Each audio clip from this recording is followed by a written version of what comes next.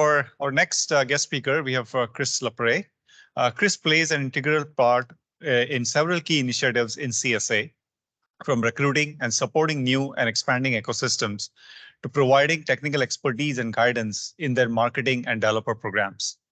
Chris also represents the Alliance as a guest speaker in key market segments and speaking engagements. With a background in embedded systems, wireless, and developer community, Chris has been working at Zigbee companies since 2004, most recently in the IRIS program at Lowe's. Chris, take it away.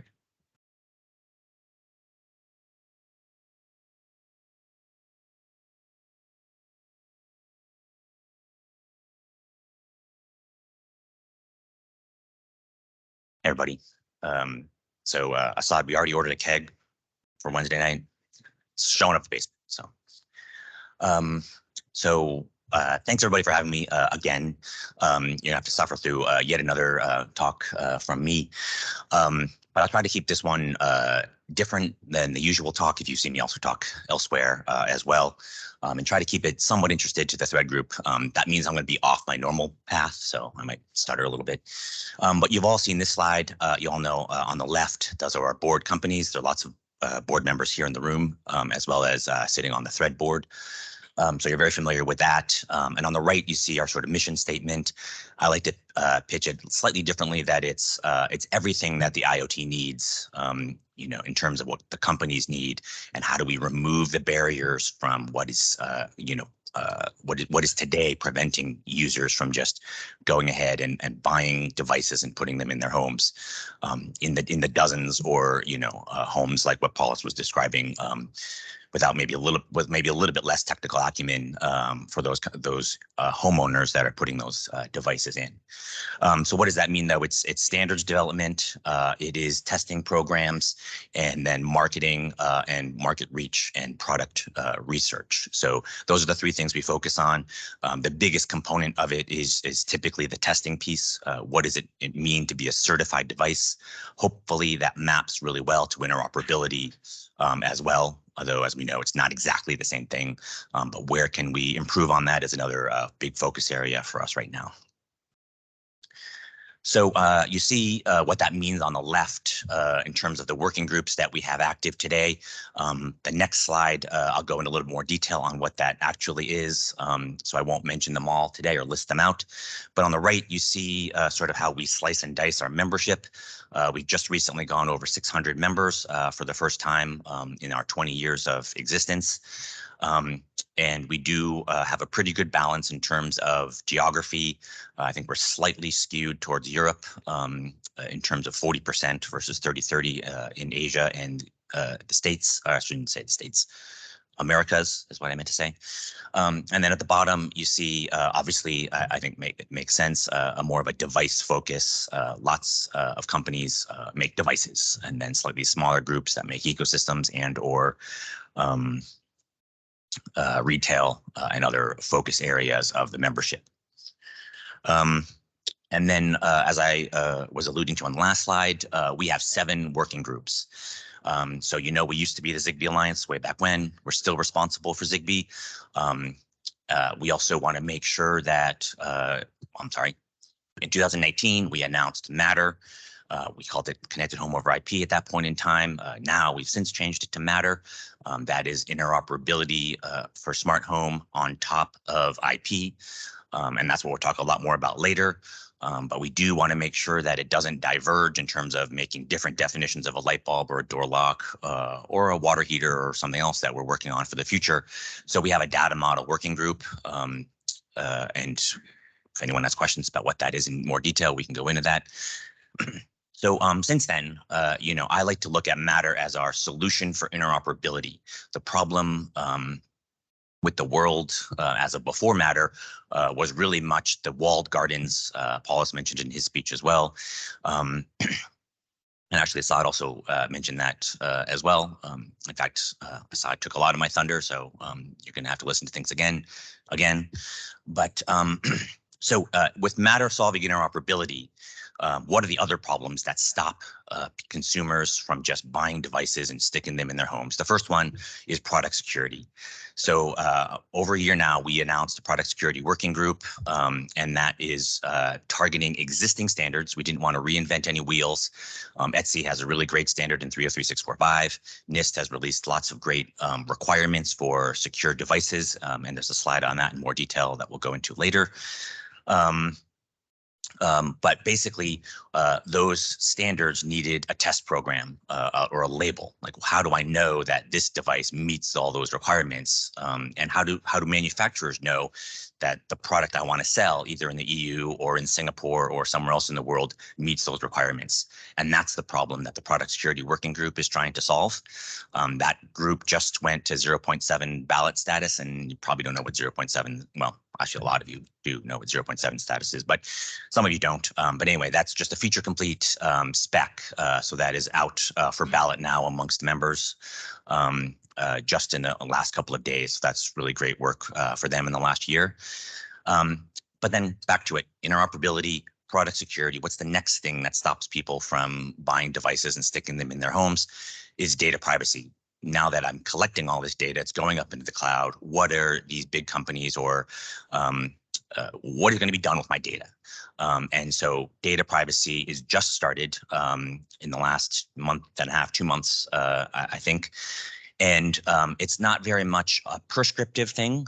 Companies can sort of do whatever they want with data, but the real problem is how do they convey that information to consumers in an equitable fashion? Right now, you get that 30-page or longer legal document that you have to click through in order to use the ecosystem. And they all use different words for different things. And so basically, you just go ahead and click through and just get more and more annoyed every time you have to click through something.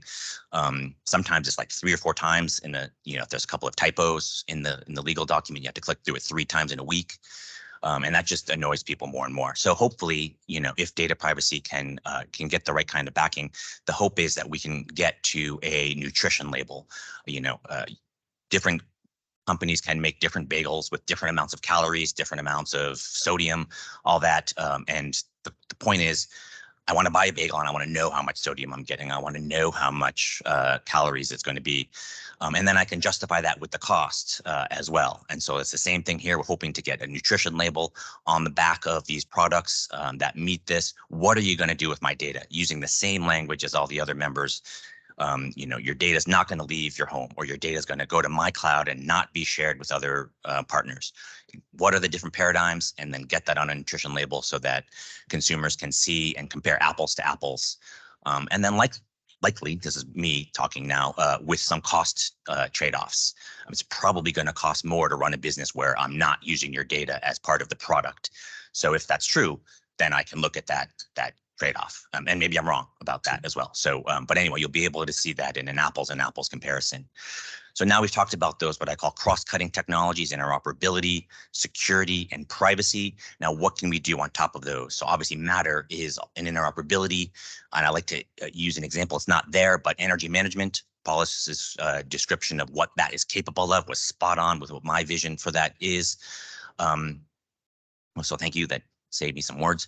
But that all fits within Matter. I don't believe there's any new security paradigms you need for a water heater or for a solar panel. And as such, we have 10, we have about 10, we have exactly 10 marketing requirements, projects that are being done underneath Matter for energy management, including water heaters, solar panels, those kinds of things. But it all fits in the Matter paradigm. Whereas we've looked at health and wellness and decided to start another health and wellness working group because there are problems to be solved in the health and wellness space. Like in this country, HIPAA compliance is certainly something that the data privacy group is probably not going to look at least at first. But hopefully it's something that we can put some requirements together in health and wellness and pass those off to the data privacy group to say, okay, if you want to meet HIPAA compliance or whatever the EU, I'm sorry, I'm ignorant on what that is, the EU equivalent of HIPAA compliance is, or the Asian versions of that as well. What are those requirements? And put that all together and say, okay, data privacy needs something to solve that problem. And that's probably not going to happen right away, but in the future. And likewise, what we're seeing in health and wellness is, we're focusing today on aging in place, because that's something we feel that Matter devices, again, like energy management, can be done today. We can look at the aging in place space and see that appliances can provide information on, for example, my mom lives alone. Did she wake up this morning? Did she get out of bed? Is she moving around as well as she was yesterday? Did she open the fridge and make breakfast? Did she turn her stove on? All that type of information is available in Matter devices today. So those are just use cases that can be passed to Matter. And then in the medium term, perhaps some device types that can be passed back to Matter, monitoring devices, glucose monitoring, those types of things, again, can just be Matter, so that I can buy my own glucose monitor my glucose, and that's not HIPAA compliance. But if my doctor sends me something and says, put that thing on, and I'm going to start monitoring things, well, now that data is HIPAA compliant, has to be HIPAA compliant. And that's the sort of future requirement that we need to solve for health and wellness. What we don't want to happen is to have someone else come into this space and say, okay, Matter is great for smart home, but now all these new devices that are in the health and wellness space aren't going to be Matter. They're going to be something else. We really need to make sure that Matter is all of those things. And so health and wellness is another working group. And then the other one that I didn't mention on this is access control. It is a single stack certificate and access control solution that is not exactly a consumer facing technology, but is very much solving an interoperability problem for the industry. So something that we felt was important, and added that also about a year ago, and they should be going to feature complete status later this year as well. So 7 different working groups, lots of different actions going on at the Alliance. So very busy. But again, let's get back to Matter in terms of what we can potentially work more closely with Thread Group on in the future. In this slide, I know you've all seen probably more times than you want to see, but really quickly, what is Matter? Its focus area is obviously interoperability. That's sort of what its raison d'etre is. But then, obviously it has to be simple. If it's not, people aren't going to use it. It has to be interoperable. It has to work, obviously, or people aren't going to use it. And then obviously it has to be secure, and Assad went much more into detail on that. But I think, the short answer is has to be secure. And then onto some newer things. I think actually you guys know these slides probably better than I do, or at least some of you do. We've gotten, once we launched in October, going into CES, since that launch in October, we've got a lot of different press you see on the left.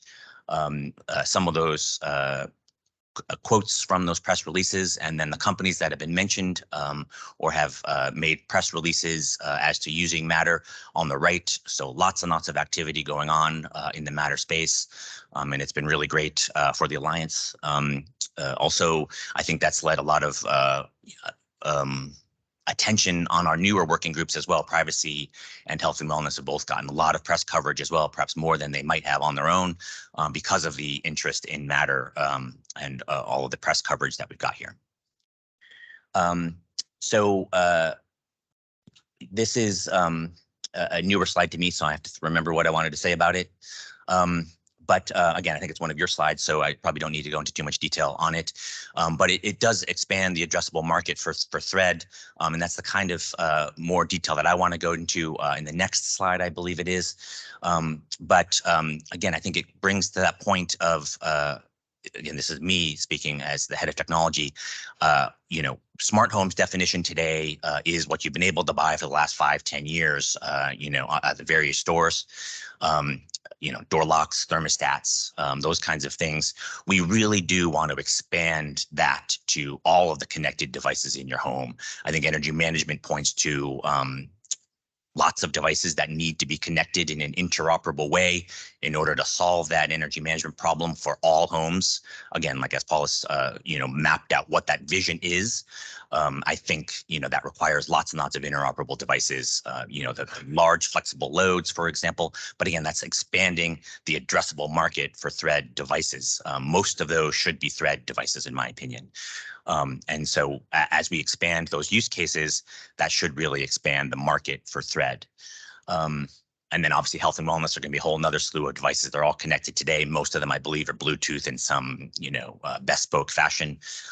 Those should all be standards that, are really easy to interoperate. And as they are standards, they should probably be Thread more so than Bluetooth to get them off of the phone, away from that phone requirement for my phone to be right there, which is what Bluetooth sort of brings along with it. And again, another slide that you guys have seen. And I can't say that this was out of order on purpose, but I started explaining this before. It's my fault more so than the slide order fault. But again, you've seen this slide all the time. Thread and Wi-Fi are on the bottom. Bluetooth for pairing. Again, all sorts of stuff that all the sort of requirements for what goes into Thread and into the SDK in particular on the right. And I already talked about the device types again on the bottom. Where we've expanded it from the existing smart home area is very much TVs today. And we've gotten a lot of interest in TVs and speakers to sort of expand that footprint as well. Again, these are connected devices that come into your home. And I should contrast, I didn't mean smart speakers. I meant sort of the dumber speakers, speaker, the audio, the audio playing of sound in your home. But if I'm broadcasting something to a TV, it would be great if that TV could just discover the speakers in your room and actually say, oh, that one actually feels like it's off to the left, so I'm going to play the left sound there, and that one's off to the right, that one's in the back. Some of that stuff could be done automatically. Obviously, lots of companies have patents around that as well that I think are expiring. I'm not sure, but those kinds of location discovery could be added on top of that, and that's another really neat area that I think there's some interest in the working groups. And I think that's it. So you see on the left the support for those devices that we've already talked about, and I already mentioned energy management on the right. I don't know if you can actually read that. It's a little bit of an eye chart in this format, but on the right there is energy management. Another one I want to highlight, and I already mentioned speakers, but is water management. I know there's lots of activity on the water management side. We're just getting a Tiger team set up to support water management. And so because we haven't written the MRD, it's a little unclear where that group is going to take it. But again, as head of technology, my vision for where that could go is, in the metering side for sure. How much water am I using? There's lots, just like energy, there is a water crisis in lots of areas around the world as well. So I think that's a really important area to focus on. But in terms of use cases, I built a irrigation system over Zigbee 10 years ago, and it was not interoperable just because there was no standard as of 10 years ago. There is still today no irrigation standard. So hopefully that water management group can solve that problem much better than I did 10 years ago, because there was lots of problems with what I did, which we can talk about later if anyone has questions. But that's something that really needs to be solved, for interoperable use cases right now. Again, that's one of those areas where there's lots of great companies that are working on irrigation, but they're all doing it in a proprietary fashion. So you're tied into that ecosystem of what other devices you can connect to your irrigation system, and that is one that users tend to expand. That's a piece I think that's interesting too for Thread in terms of what is the right solution for the garden. Let's say, if I do have a relatively big yard and I'm putting irrigation devices far out or lighting devices far out into the yard, what is the right solution for that? I know we've talked about 900 megahertz. That may or may not be the right solution, but something needs to solve that problem so that people aren't necessarily needing to put wired routers into their backyards in order to get all that to work, because all of that is battery operated devices. And then you'll see other pieces on the right here. Air quality management is another really big one. I think we talked about it last time I was here too, but what we call ambient sensing, so sort of the next generation of motion sensing and occupancy. There's lots of technologies today that can figure out how many people are in a room, not just is there motion in a room. And I think that's really huge, both for the health and wellness side as well as the energy management side. So that's an area of a lot of interest in the working groups, as well as I think something important, like I said, for both those two important problems. It can also not just tell how many people are in a room, but has someone fallen down? Have they gotten up? Are there pets in the room? Those kinds of things, which downstream could be really useful information. And we already talked about security. Assad went into much more detail than I'm going to here. I like to highlight, just a few that one, security was extremely important to us. I already said that, but it definitely drives a lot of what we do in terms of threat modeling, and then in terms of agility as well. Like I said, Assad talked much more about that. So if you have any questions about security, talk to Assad. And then here again, these are your slides, and so I don't want to talk about them too much. Also, not the right person to be talking about them. But the thread badging, I think, is also important. For consumers to know. Again, these are your sort of words I'm trying to remember here, but whether the devices are actually going to be interoperable, it's a Matter device. Yes, it should just work. And most of the ecosystems have solved that problem, mostly by putting Thread into the smart speaker that's required for those ecosystems to start putting you on that Matter path. But in the next couple of months, years, whatever, I think these badgings are going to be important, and again, Paulus talked a lot about this in his talk, but is the border router there? And do you need to know if the border router is there or not? Again, these are your slides and your information, but it is important for consumers to understand this. And then, this is sort of a generic slide that we've thrown around for all of our different partnerships, but obviously Thread is definitely one of our most important partnerships. And so I'm happy to be here. Happy that you guys invited me again. Certainly, if you have any questions about Matter, I believe that's my last slide. Yeah, come up to me afterwards. I'm here all day today, and I might be around a little bit tomorrow. But definitely let me know. Okay, thank you very much for having me.